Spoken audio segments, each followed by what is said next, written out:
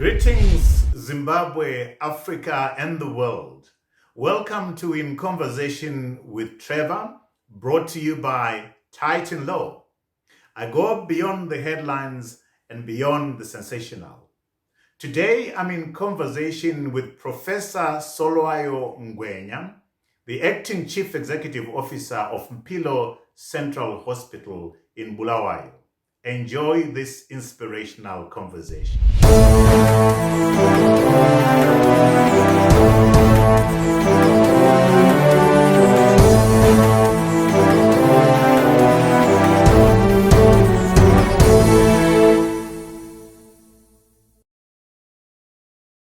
Professor Solwayo Ngwenya, welcome to In Conversation with Trevor. I'm absolutely delighted to have this opportunity to have this conversation with you. Welcome.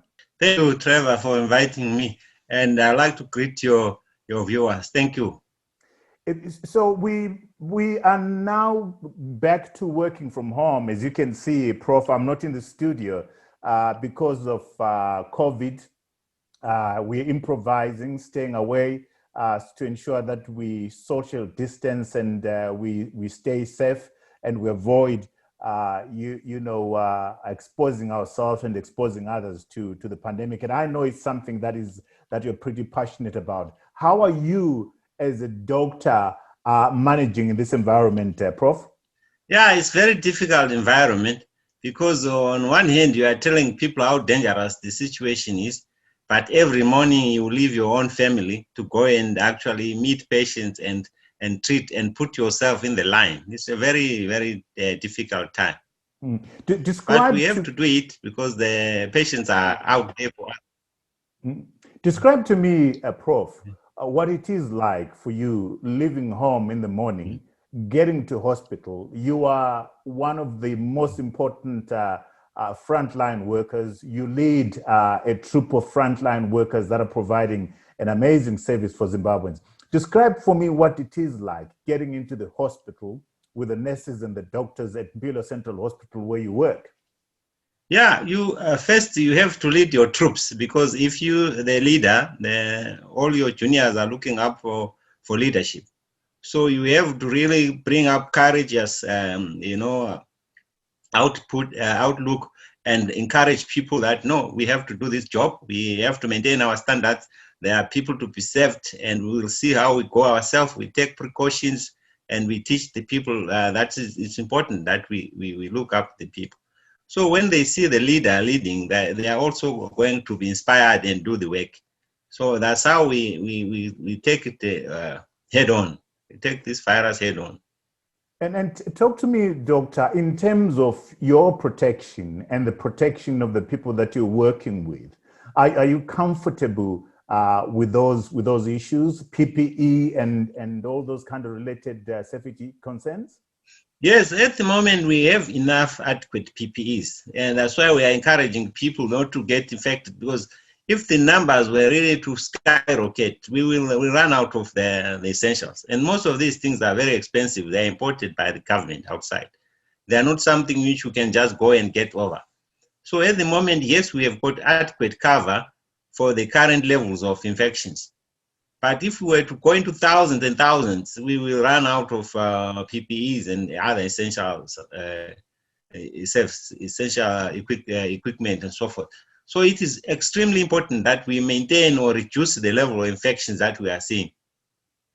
And in terms of what you're witnessing in the hospital, Mpilo Central Hospital, regarding COVID infections, what is the situation like? What are you witnessing on a daily basis, Prof?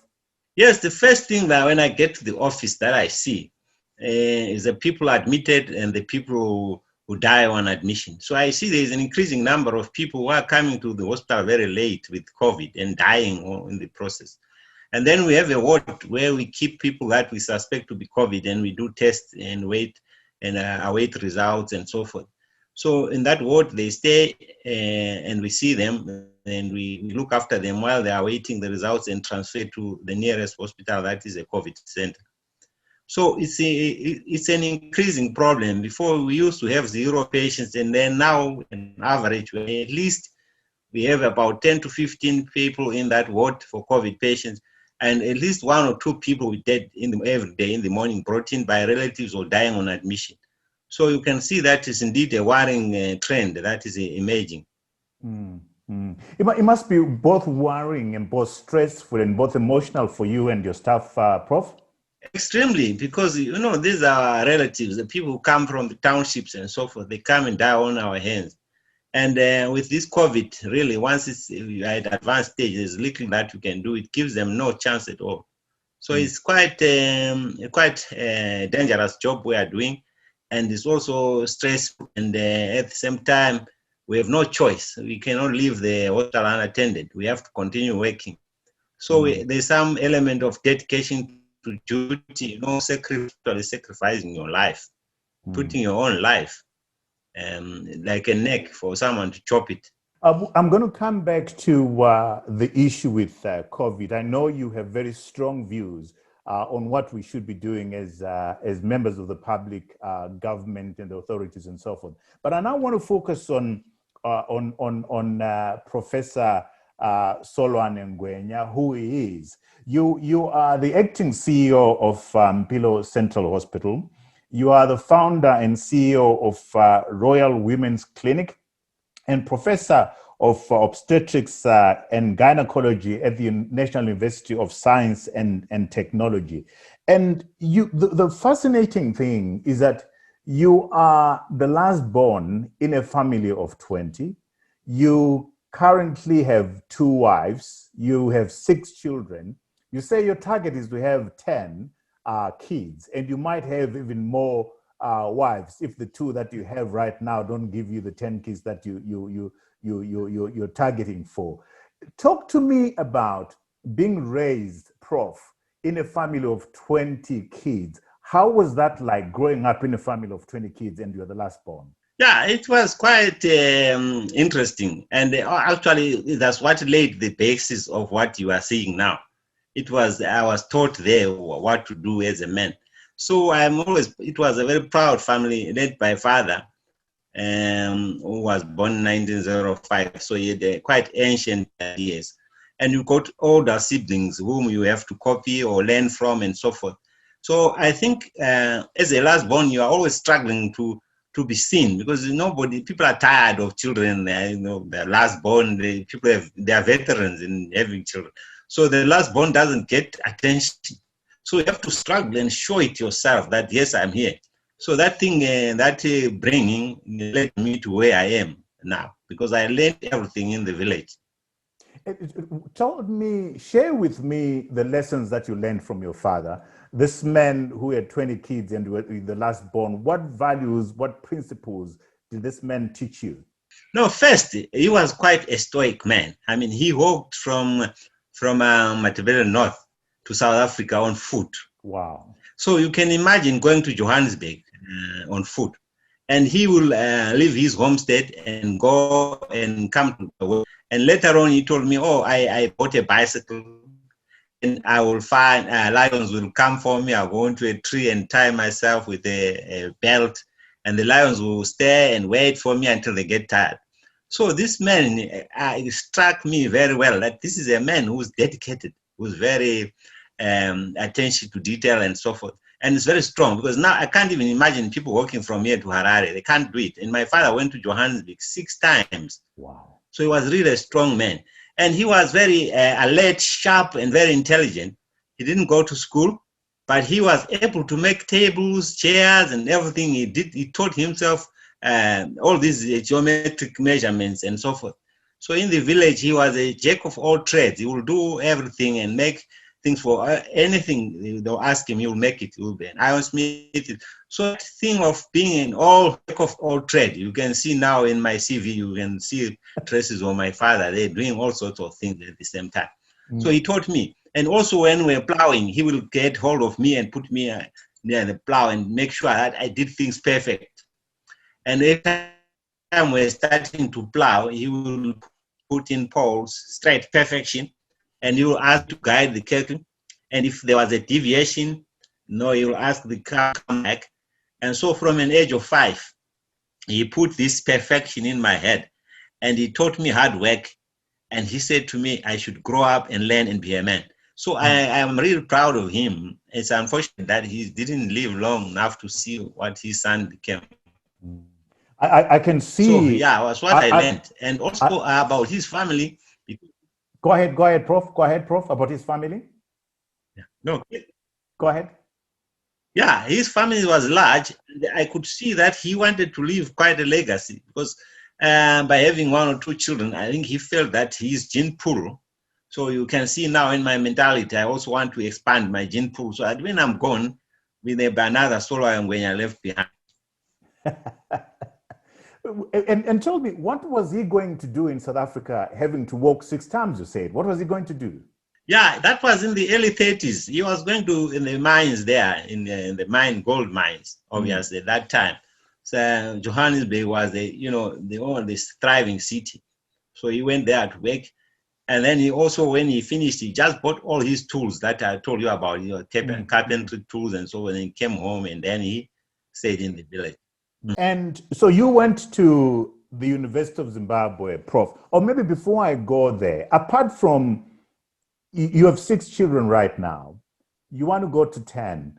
Explain to me the reasoning behind that, apart from the gene pool. I mean, what is inspiring you to have 6 children and to say, if the 2 that I have right now, 2 wives I have right now don't give me 6 children, I'm going to have more. Can we have a conversation about that? No, you see, big families, to me, my father taught me that big families tend to have the big richer and that richness in happiness because there is lots of you interacting. I told you when I was in village and playing around with siblings. So that richness, because I want to have many of them around and I teach them, they play around and so forth. And they become more sociable because they live in this big family. So when they grow up, they also be sociable. It's my own thinking. It doesn't have to apply to everyone.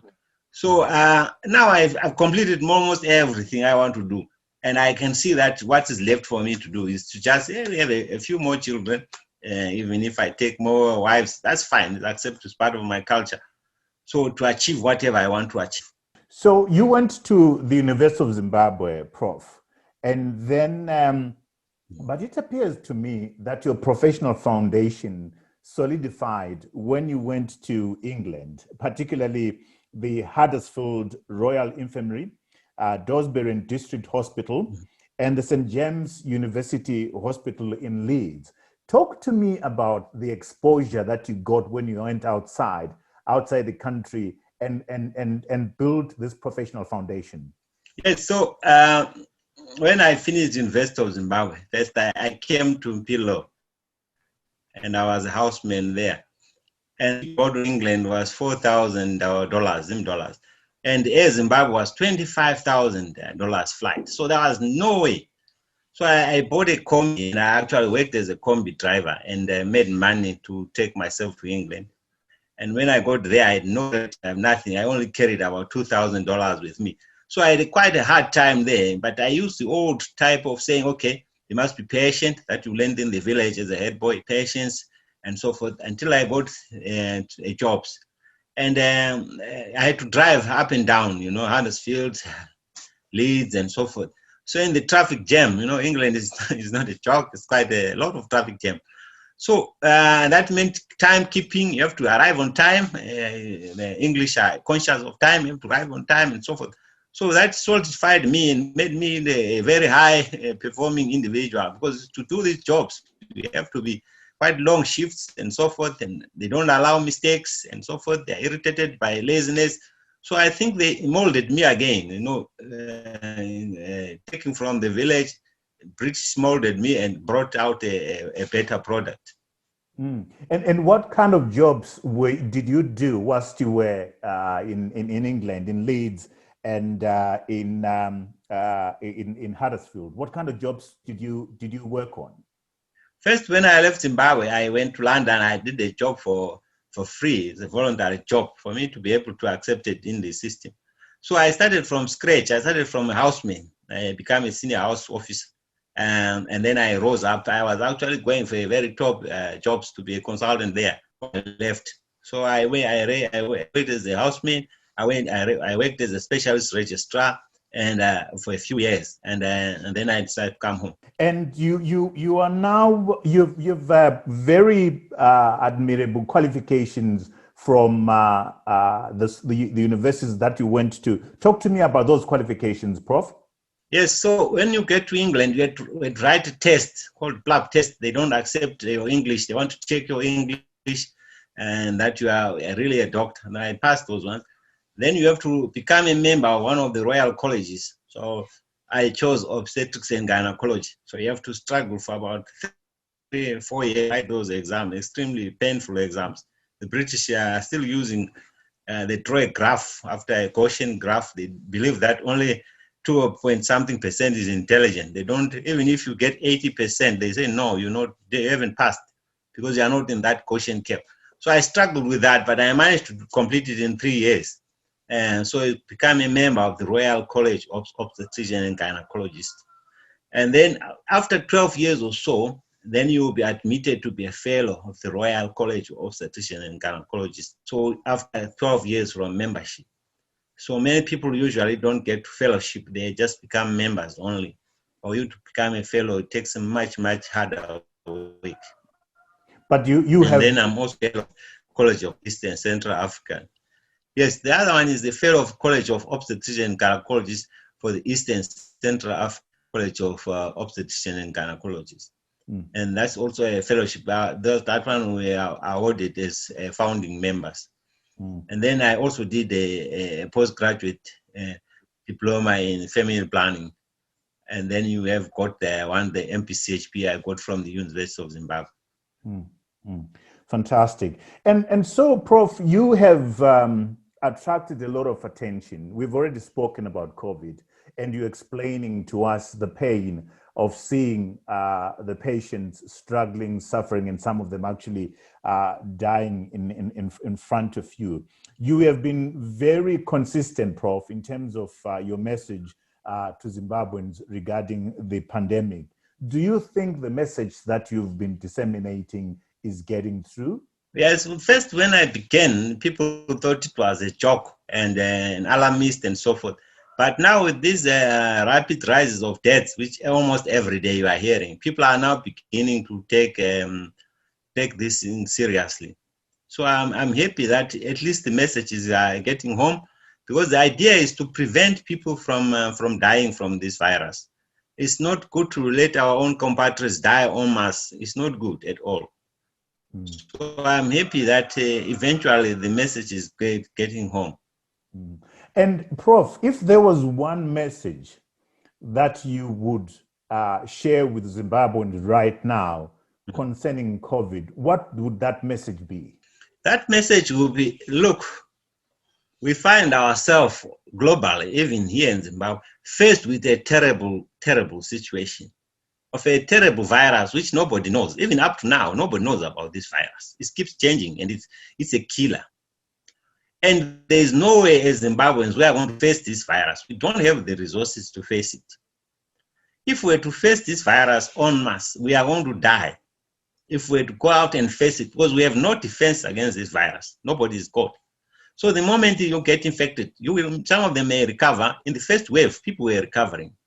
But now the virus is much, much serious threat to people's lives. And it can kill you within days. So you have to respect the virus. You have to listen to the advice given. You have to follow the guidelines as to be safe until we know what is really happening with this virus. Nobody knows at the moment. What advice is that, Prof, that you're giving, that you'd want to share with members of the public? What's that one message that you want to share with the members of the public? Yeah, so that message is that at the moment, we must prevent being infected. So we take all steps to prevent getting infected in the first place. Because once we are infected, we may not have resolved. And you have to take extreme measures to make sure the virus doesn't get into your body. Because even if it does, and you've seen even in developed countries, people die there with all the machines, with all the ventilators. So the best way to do is to make sure this virus doesn't get into your body. You have to prevent it. And so, Prof, we've seen, because clearly people are panicking, people are scared, And we have seen people using, or rather the talk of using unproven COVID-19 herbal remedies, medicines, and a number of concoctions. Are there any of these that you're hearing people talk about which worry you, which you would say to people, please do not use this, do not do A, B, C, D? Yeah, for first, I think for Zimbabweans, for you to use, we call that complementary medicine. And we have complementary medicine, Chinese medicine, and so forth. If you've got a herb that you have used, let's say a gum tree that you know works in flu, you can use it, but we don't want you to ingest certain concoctions because they may cause your internal organs failure, like kidney failure and so forth. So do not ingest any concoction that you are not familiar with. Only take medicines that are prescribed by a qualified doctor. And you can do the things that we have always done at home, steaming, what is fine, you can do that. There's no harm in it. That is my advice. But now start buying certain trees and ingesting them, panicking. That's not a good thing. It may do more harm to your body. So as far as you're concerned, steaming is a good thing to do? Yes, steaming has always been there. We have always done it. You can take guava leaves, you can take gum trees and so forth. So the idea is that if you steam, you may actually dry your nostrils where the virus could be and kill it and dry it with hot and so forth. So that's no harm. You can do it. Some complementary medicine, we call it. Okay. And what about, I'm going to go through a number of things that I've heard, and I want you to comment on those, Doctor. What about ivermectin? What's your view on the use of that? Yes, that one is the veterinary medicine. I mean, we don't encourage people to take medicines made for cows. There are a lot of people, because you see, people are going to use this panic and to make money and so forth. So they will promising you. There's no scientific evidence to be getting ivermectin. So you discourage the use of ivermectin? So I'm saying no. If you were to give it to me, I will refuse it, because I say in our regulatory authorities here in Zimbabwe, this is an unregistered medicine, so we don't encourage it. I will refuse it. Okay. What about hydroxychloroquine? No, I won't take it either. It's an anti-malarial drug. It can cause a lot of internal organ damage. I won't take it. Okay. What about zinc? No, zinc is a supplementary food. It's complementary medicine. I will take it. Okay. What about nebulizing with nanosilver? No, I will not take that one. I would rather steam with my gum tree and other things that I know of. Okay. What about doxycycline? It's an antibiotic. It's got no role in viral infections. I will not take it. Okay. What about zumbani? That one, I am not familiar with the trees. If the people know they have been steaming with it, they can steam with it, but I will not encourage it to be taken, ingested. What advice do you give to people as far as vaccines are concerned? Yes, vaccines that have been approved in Europe and everywhere, where we are always, by the way, getting vaccines to vaccinate our children here. They're always coming out from Europe, from Geneva and so forth. So vaccines coming from there were approved. I will take it. If the government has acquired it, I will take the approved vaccine. That's not a problem. At the moment, I will encourage anyone who has a chance to get a vaccine to get it, because it will give you some sort of immunity to fight this virus. And the virus is changing. So even if you get another vaccine now, you may get another one later. The idea is to keep you alive and surviving. So I'll be a proponent of being vaccinated if there's an approved vaccine. Okay.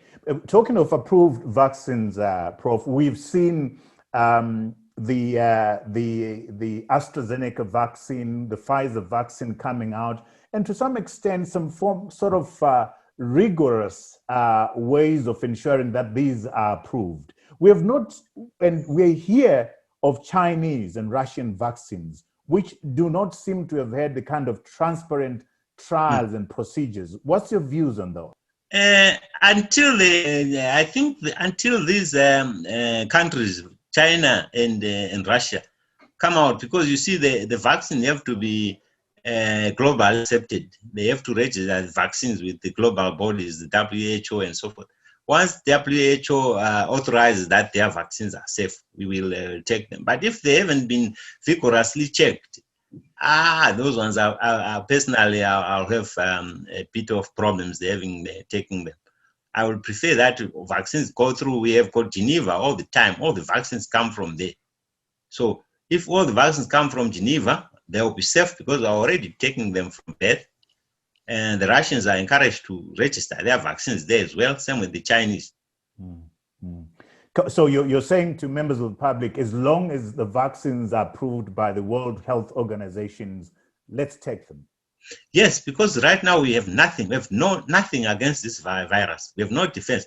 So even if you were to get one shot, it will confer you some sort of immunity, so that you fight the virus.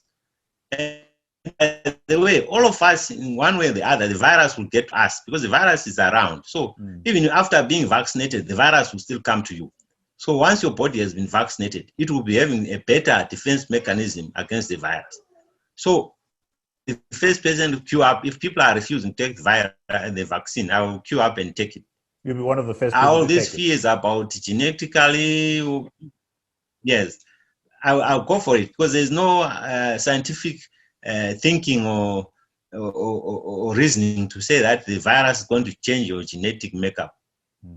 So what message do you have, Doctor, we've seen certain church groups, certain religious organizations discouraging their members from taking vaccines. What messages do you have? I think they need to engage with experts, health experts, and get educated first and shown how the vaccines work before putting their members at grave risk. Because if indeed they were to refuse the vaccination and the virus comes, they may lose a lot of their members.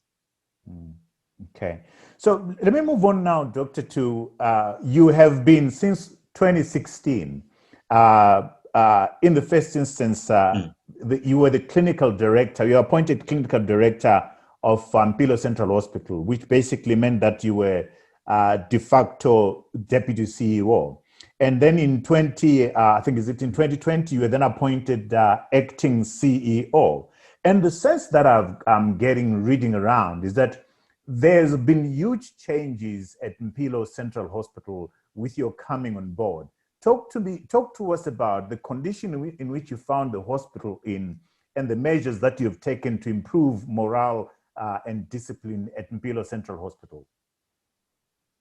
Yes, so first, when I got there in 2006 from England, I found a lot of our women were dying unnecessarily in the labor ward. I think in a year we were recording 140 or so women were dying.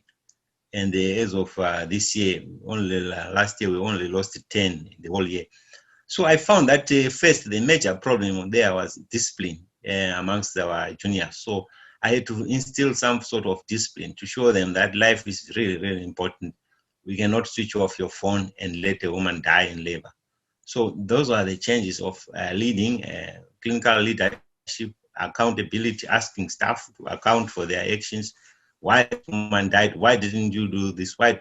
That helped a lot in reducing. So, and the hard work that they actually see. For example, if there's a strike, the juniors usually desert the hospital, leaving women in the mess of everything. So I will leave my wives and go to the hospital and sleep at the hospital there and actually do the operation myself. So you see, once you have a leader who is prepared to put his own, leaving his own wives and going to the hospital, they know that even if we strike or we abandon people, he's going to come here himself. So that shows them that no, here this man really means what he means. So that also helped by showing them leadership. And we saw that even cleanliness and so forth. I go around and check, and all type consultant who goes around checks for cleanliness to ask the cleaners, why is this, why is that? Once you start showing that interest, the people now clean, knowing that the CEO or clinical director will pass by here and find some dead. And then the complaints, there were lots of complaints from patients, a lot of negligence and so forth. So I went through this thing of having to talk to relatives, explain to them, and being approachable and so forth, and asking staff and showing. So we have reduced, there's hardly any complaints now. We wiped them out. One time we were always in the front pages of the local newspaper here with bad outcomes. So we are out now of those, that bad things. So the hospital is a functioning hospital, and we are proud. And the people working there, they are also proud. They know the clinical leadership is there. There's accountability. We are there for the people, and that's really helped. So I think at the moment, if we are to depart, I will leave the hospital in a better shape. Mm-hmm. What has been the response, Professor, from the medical staff, the nurses and the doctors, and from the members of the public to your leadership by leading from the front, as it were? What's been the response like? Yeah, first, obviously, there will be resistance. People are used to certain things, but once you sit down with them and show them your vision, your strategic thinking, to say, okay, here we are patient-centered. What we want is a patient who is alive, who goes home happy. We don't want complaints. So the people get a buy-in. They actually see what you want to achieve, and they want to see the results. When they see the results, then they are happy, because now they know that the hospital is quite a respected hospital. It's not dirty. It doesn't have a lot of debt. So they are also part of the hospital. That proud, ownership. Because before, people didn't, they feel like government services, nobody owns it. They just do whatever. But by showing them that this is our hospital, we get hold of it. These are our own people. We treat them. They also become part of the organization. So I think now the response is very good. They are all happy. And obviously, I'm not their employer about what they get. But on the issue of clinical care, I think we are happy. I was born in Mpilo Hospital, Prof, in 1962. So I'm very proud and very happy to hear that Mpilo Hospital is getting back to what it is when I was born in 1962. Oh, that's great. That's great, Trevor. I think once we get a lot of funding and I'm still around there, it will even improve further. But if I depart via COVID or some other form, Right. The other thing that you've done, Prof, is you are the founder and the CEO of Royal Women's Clinic in Bulawayo. And I want to find out from you, which you opened in 2012 after a year of building. What was the motivation behind this? Yes, first when I got into private practice, because for us to survive, we have to work private and government. So most of my patients were asking, saying, "Oh, we want to go and deliver in South Africa. I want to go to Harare." And I asked them, "Why do you want to go there?" And they told me that, okay, we want an institution like this. So I checked my market first, what the market wanted. So then I built it there. Effectively, they wanted en-suites, a bathroom, en-suite in their own nice little place. So that was the major drive, because the patients were just going to South Africa and Harare. So I wanted to keep them around here in Mlawa and keep the local economy going. Because by letting them go to South Africa, they're taking money out of the country and out of the economy. So I built. So when I started, I wanted to get a bank loan. I went out, all these banks here, they chased me away, all of them. So I had nothing. So I say, if I don't build, so let me do it brick by brick. And I first appointed myself project manager. So it meant I will go to McDonald's, and every payday, I will go take my government pay, go and buy bricks, bring them, and next thing, bring them, and I put on overalls and help the builders. That's how I built it. Wow. And so you didn't get any funding from the banks. You had to fund it out of your own pocket. Yes, the banks chased me away. I think they didn't understand. I thought I was joking.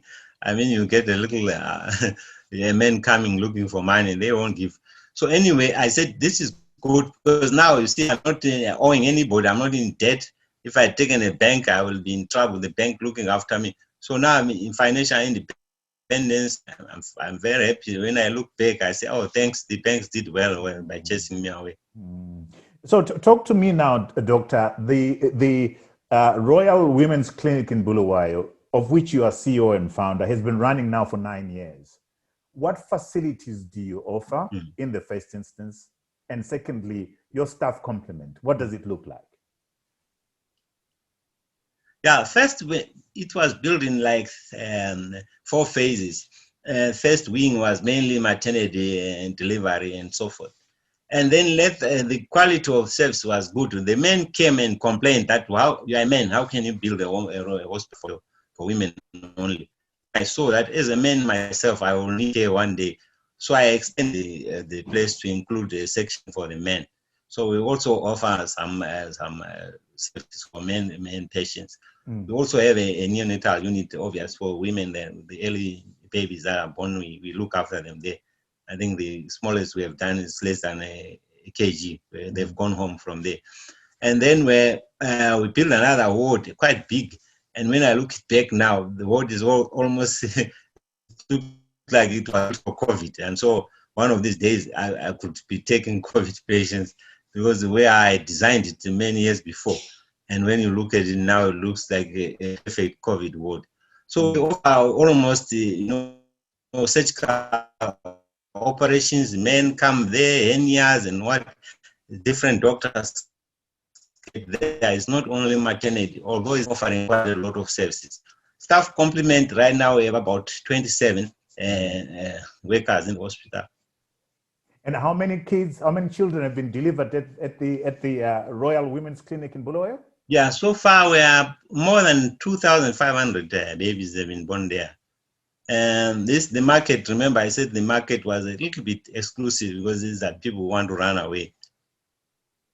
So when you look at this project now, Doctor, what do you think is going to look like in the next 5 years? Do you have a vision that's goes beyond 5 years, beyond 10 years? What's your plan for this project in the next 10 years or so? Yeah, I will probably expand it. I will probably expand it further if the economy improves. There's quite a lot of ground to build it. There about, I think it's 2.5 acres. There's a lot of ground. So there's an area of expansion to include other branches of medicine and other non-invasive surgery and so forth that we can do in the future. Excellent. Dr. Prof, you are, when we started, the discipline that your father instilled in you, the Bamba Zonke mentality to things that you saw from your father clearly shows. You are a lecturer at the National University of Science and Technology. I get the sense that you love teaching and you love being a medical doctor.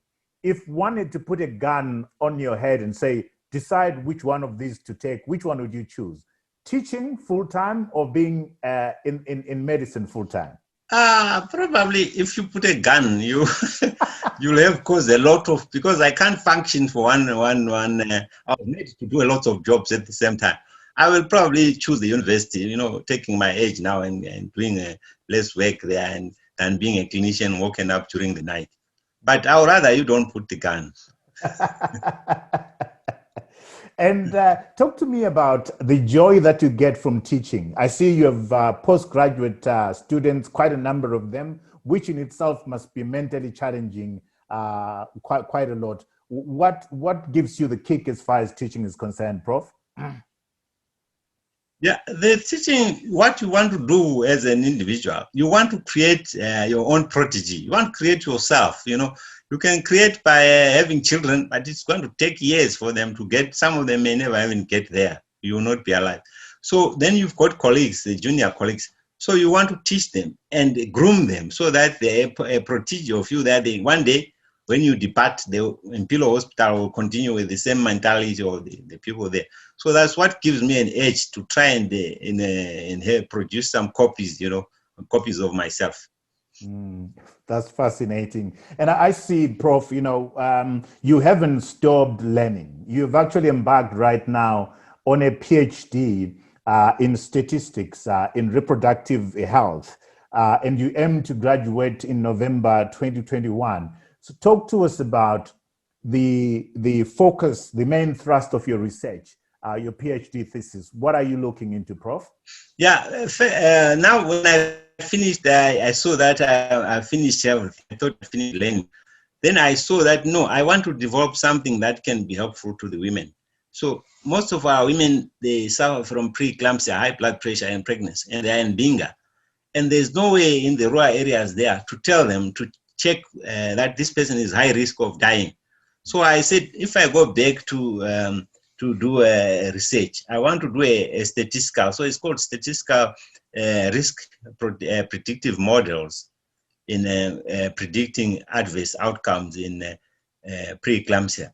So what I'm doing is to produce a statistical tool, which one day hopefully will make it into some smartphone gadgets, so that people in the rural areas can predict and say, no, you need the referral very early.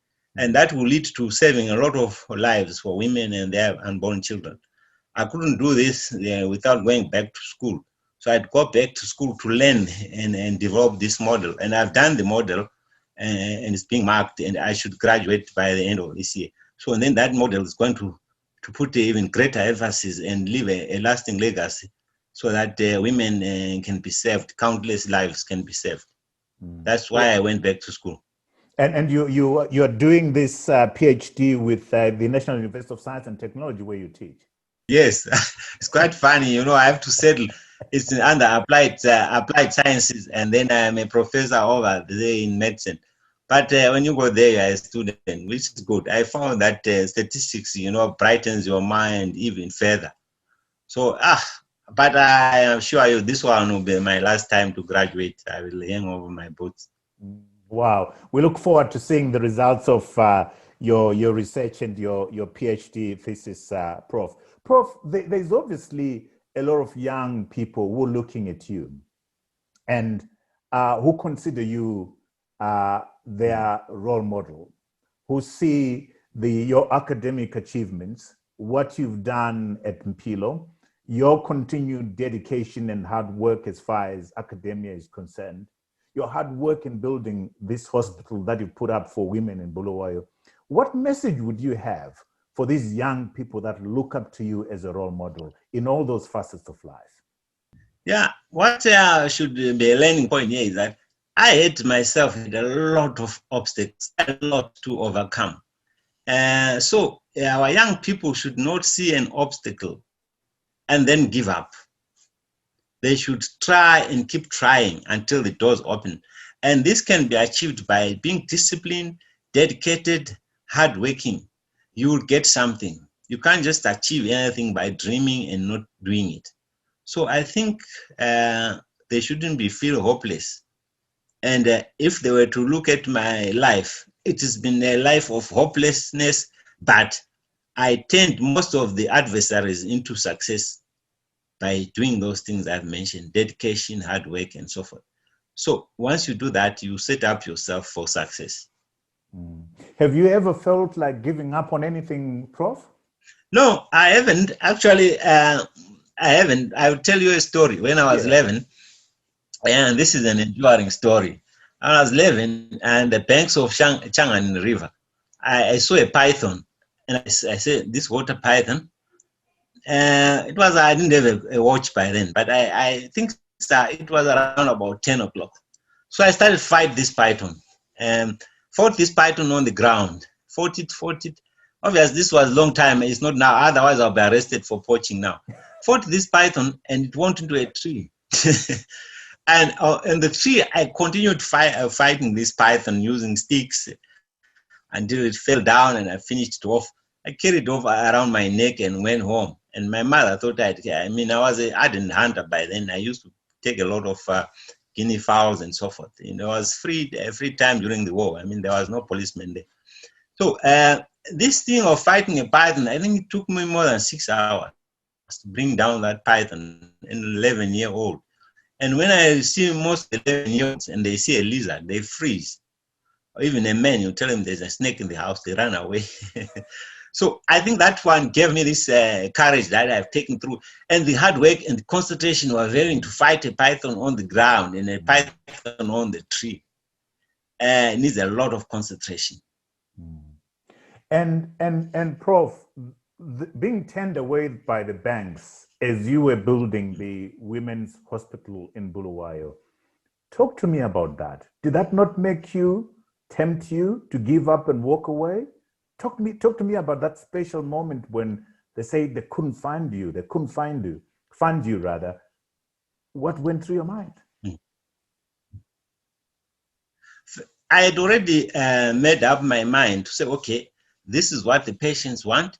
This is my goal. I'm going to achieve. So let me go to the bank. So each time each bank turned me away, I said, no, my dream won't die. I said, okay, I said, I'm going to build this by brick by brick. And I was hoping that maybe every month I'll buy a few bricks. But no, it turned out that I got more income, and I managed to. So the banks could have been an obstacle. If I had sat down and said no, the banks have refused. That's the end of the story. But I found a way around it, and I found a very proud way of doing things, independent, alone, just like when I was a head boy. I used to be a lonely head boy. And now the banks are coming to you, doctor, wanting to do business with you? Now the banks, ironically, want to do business with me so that they get bank charges and all that. It's quite funny. It's the story of our lives, isn't it? The banks won't give you money when you need it. When you don't need it, they come to you, right?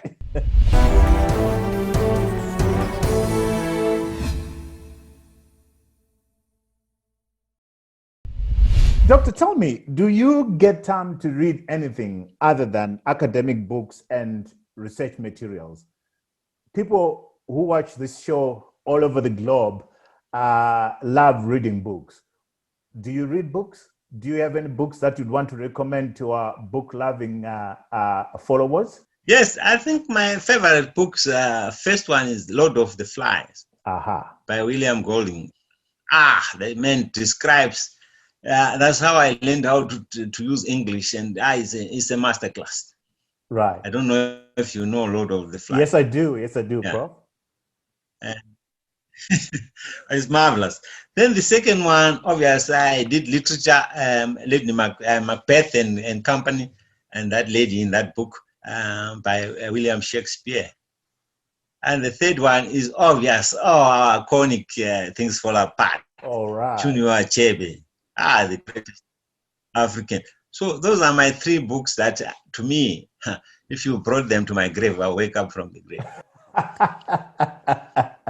Fascinating. Prof, it's been amazing talking to you. You have an absolutely inspirational story. I know you had to, rush to join us because you were working full time today. Thank you so much, Prof, for giving us and the audience an opportunity to take a peep into your inspirational story. Allow me now, Prof, to turn to our international viewers, the viewers that are in Zimbabwe, all across the diaspora, to thank you for watching In Conversation with Trevor. Thank you so much for joining us. Remember, In Conversation with Trevor is a weekly show. We are out every Monday at 7 a.m. To ensure that you don't miss out on any of our shows, we invite you, please, to click onto this red button so that you get a notification every time we have one of these quality conversations. So until next time, cheers to you all.